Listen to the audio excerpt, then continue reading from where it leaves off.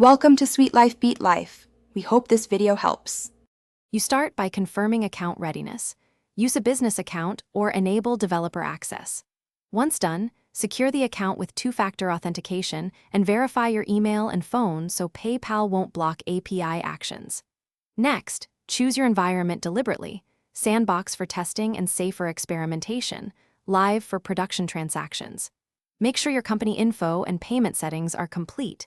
Incomplete profiles can prevent credential issuance. These initial steps unlock the dashboard options, where you'll create API keys and certificates. You now create credentials.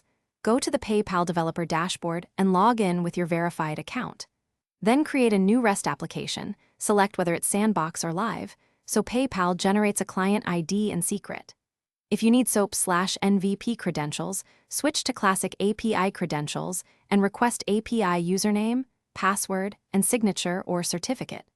Record each value immediately and store them in a secure vault or secret manager. Leaking these keys allows unauthorized transactions. Finally, note environment flags to avoid mixing sandbox and live keys.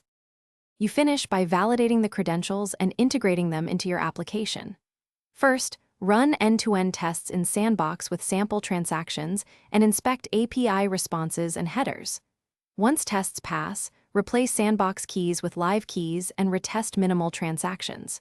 If something fails, check common culprits.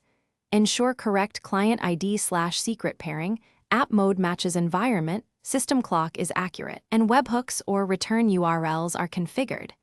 If errors persist, regenerate secrets or review account permissions as a Thanks for watching. Consider subscribing if we helped you.